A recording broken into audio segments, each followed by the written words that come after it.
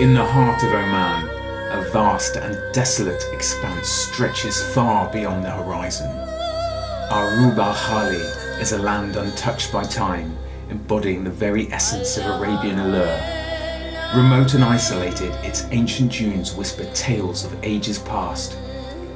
Here, the silence amplifies the enigmatic qualities that define the region, a desolation that brings to life the quintessential image of Oman. This journey takes us into the heart of the Arabian Peninsula. Join us as we explore the Empty Quarter.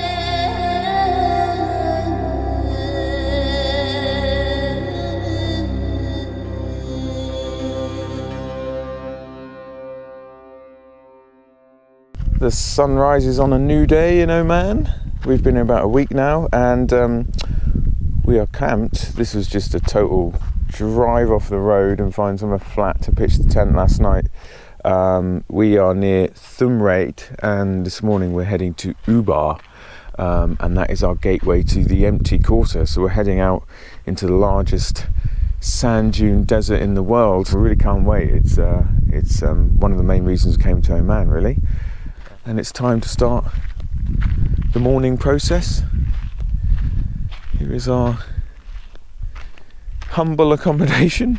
I think it's time to get the coffee on. Welcome back, adventurers. Our journey had taken us from Salalah to Thumrait. From there we headed to Ubar, the gateway to the Empty Quarter. I think the next petrol station is like Mecca or something in Saudi Arabia. Yeah, so we filled up. We're about to take the tyre pressure down, get a coffee from this little cafe, and then off we go.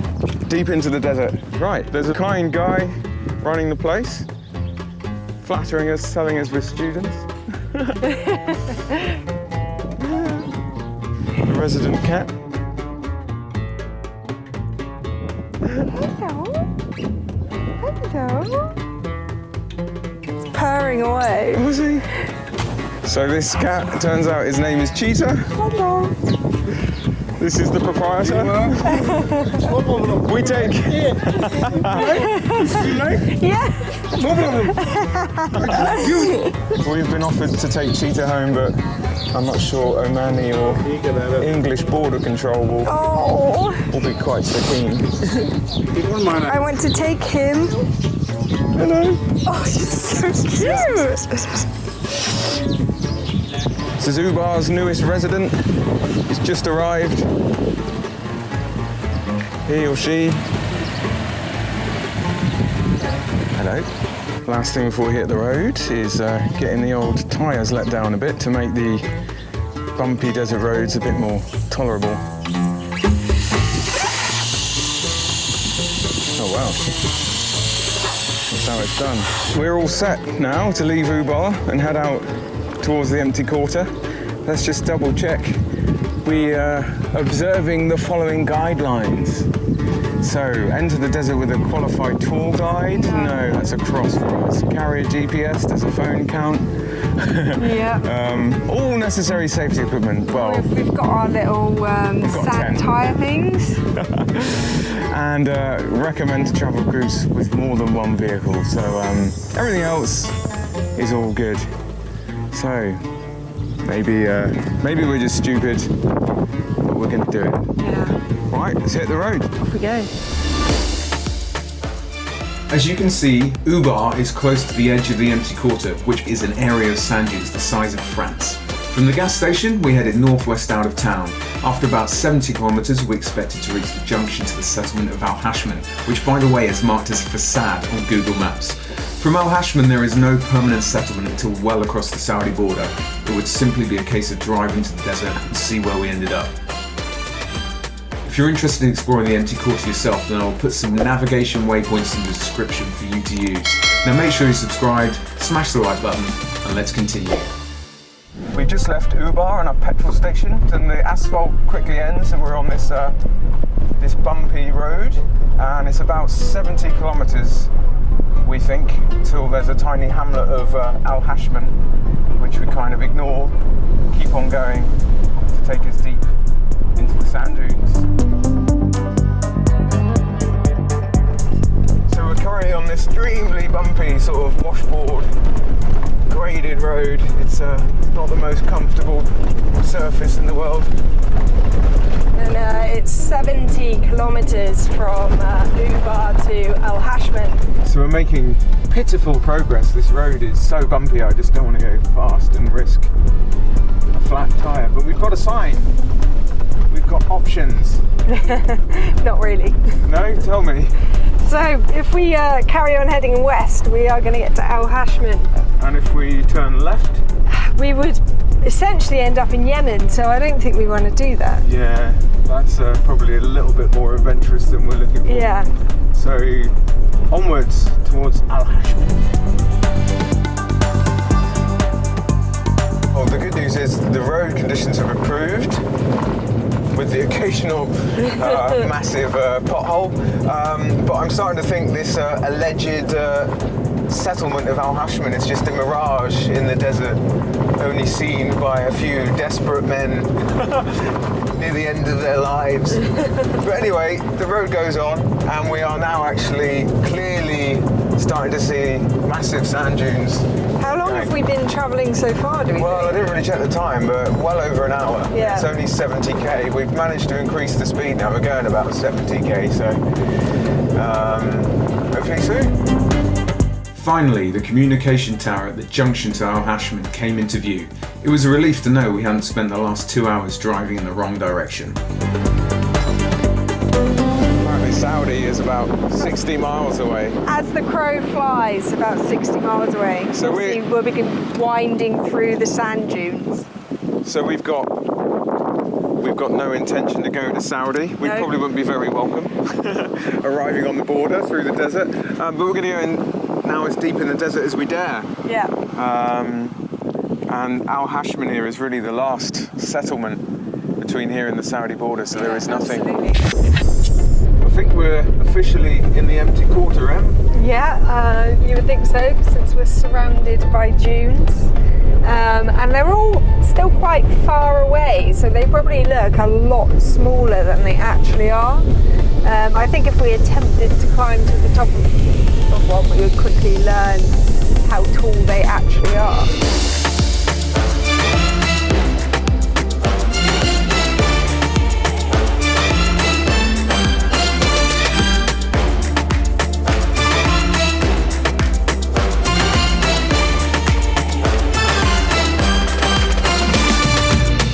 Some of these sand dunes are over 200 metres tall, and now we're seeing them. I can well believe that.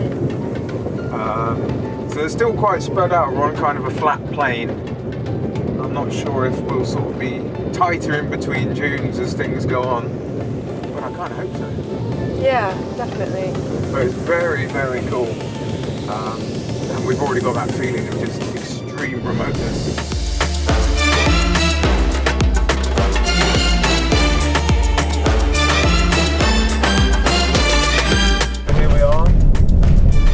Firmly surrounded by sand dunes now, and we basically looking for an area we like. We might go and climb up one if we can. Take a camp spot for the evening. I think this is looking quite promising around here.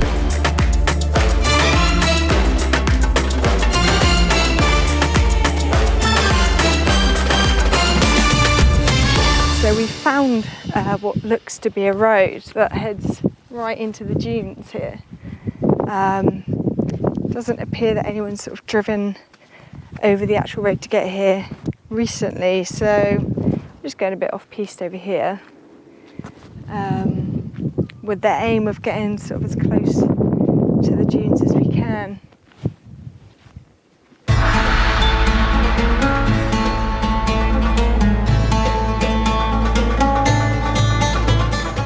We actually like the look of this road that's somehow, for some reason, been closed, but we managed to do a devious little off-road detour to get on it. We're going to go up here, and we like the look of it. This is our campsite.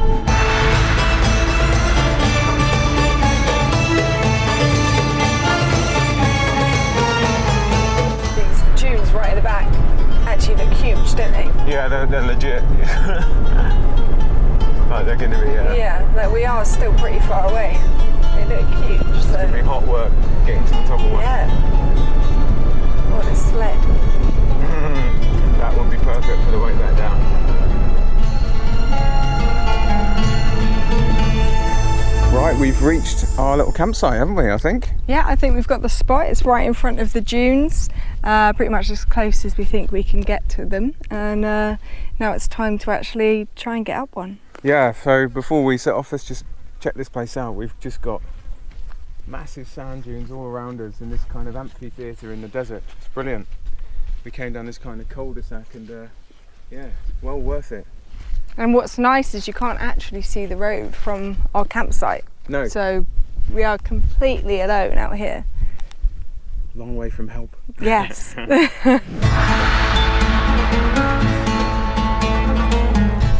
look too far away, but No, maybe 15 minutes?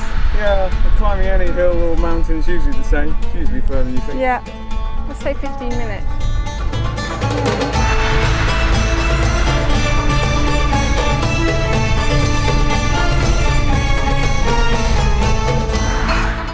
This is unbearable. This is actually unbearable. Our first attempt to climb this dune quickly turned into fiasco. We hadn't taken into account the heat of the sand, which only increased as we got higher. Naively wearing only flip-flops, our poor little feet simply couldn't take it. Right, we're heading back to the car. Yeah. Defeated. What we failed to consider was the brutal heat of the sand.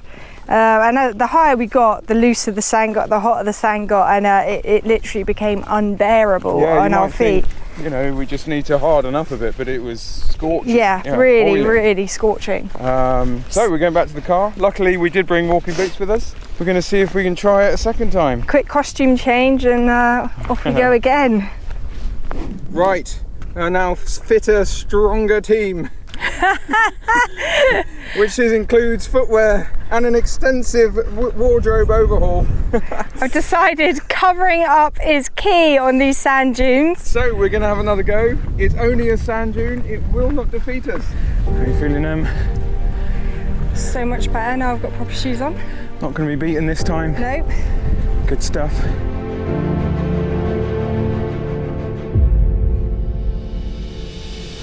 Right. Reached the ridgeline of this dune this time. So we're in good shape.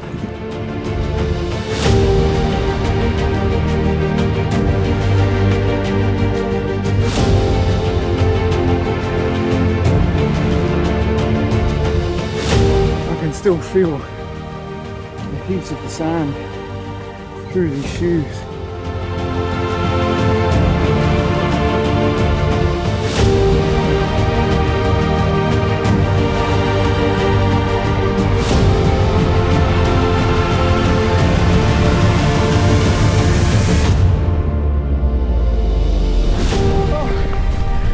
To the top. We said it would be harder and longer than we thought, but that never really prepares you.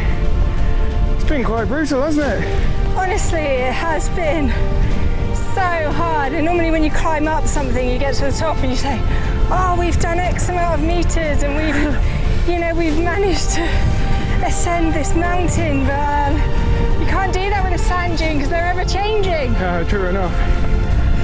Oh. Let's check out this view. Wow. There we go. Oh, definitely wow. Worth it. Definitely worth it. That's amazing. Wow. Look at that. Massive dunes in all directions. This is everything we hoped it would be. Oh. Time for a sit down. Yeah. We're back from our epic ascent. Yeah. Of that giant sand dune. That was hard work. And what adds to the hard work is the wind's really howling now, so it's kind of a lot of sand blowing around. Everything's covered in sand. Yeah. Including our faces when we're at the top there. So yeah, I was temporarily blinded by the sand. But yeah, what an experience. Yeah, it was well worth it. The views up there are incredible. And I suppose we might be gearing up for round two as the as the sun starts to set, we want to go and get taking some more epic views. But before we do that, we're having a quick fake beer. Yeah, fake beer. You can't buy alcohol in Oman. Cheers. Note the sand. Yeah. Before embarking on my next climb, it was time to get the drone up and experience this epic landscape from above.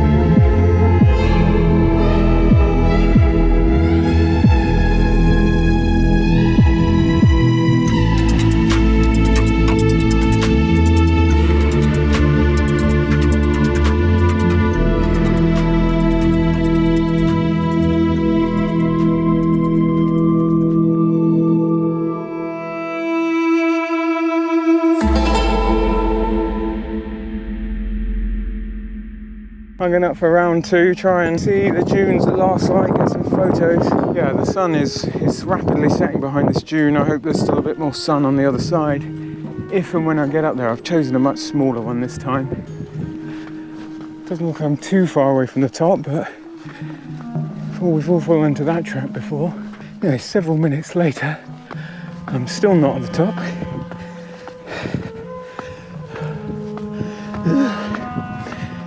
Such a bizarre landscape. Maybe another 50 metres or less to the true summit of this particular area, where I hopefully get the best views.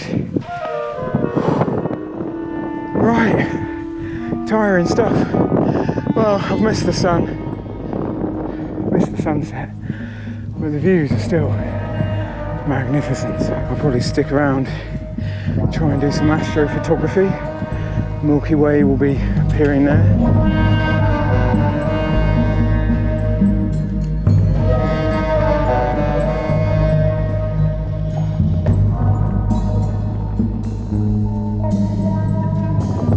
Stunning scenes in all directions. I'm actually going to sit here now until it gets dark, wait for the stars to appear, and the Milky Way should be in the photo there. So hopefully that one turns out well.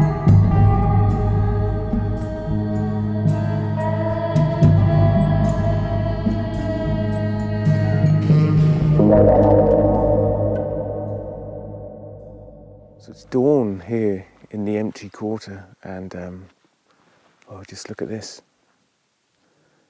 Amazing. So when it got dark last night, the wind completely died down, and we had the most incredibly clear night. So it's perfect for watching the stars out here. No light pollution. And I'm just going to go up the hill a little bit, try and get some good view of the sun that's rising shortly. Yes, more drone footage, but the dunes at first light was an unbelievable sight to behold, so sit back and enjoy it for yourself.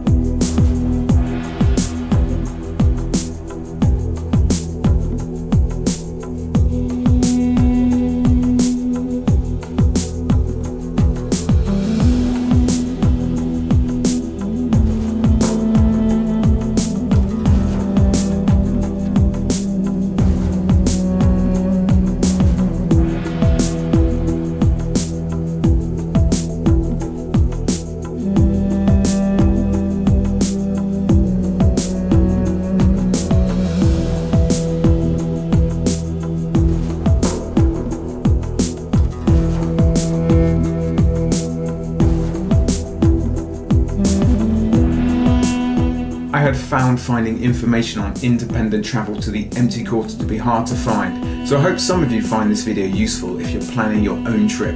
Of course, let us know in the comments below. But don't forget the guidelines for travel to this region and the risks you are taking if you choose to ignore them. Bear in mind that we didn't see another human being the entire time we were there.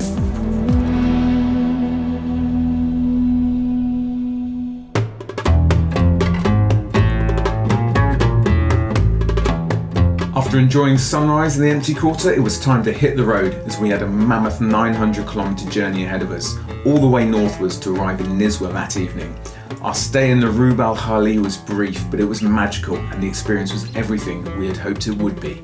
There we are, we're back at the Al Hashman turnoff.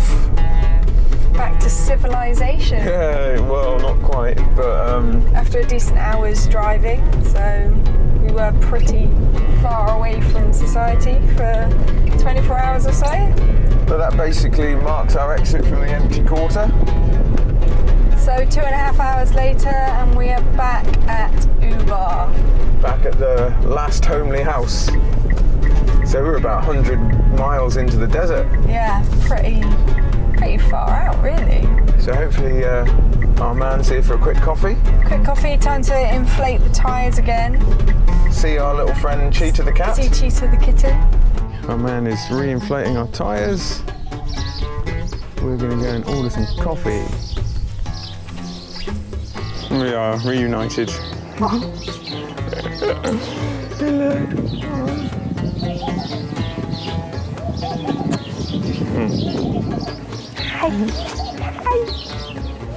It's time for us to leave our little friend at Ubar, young Cheetah. He's such a cool little cat, and we have been genuinely told if we can take him. I don't think he's really a pet, I think he's just a tolerated stray, but he's a little beauty. And if we could take him home easily, we would give him a nice home back at home in England. So much character for such a little chap. Yeah, he's a little badass. Beauty. Cheetah! Say goodbye. Right, let's go.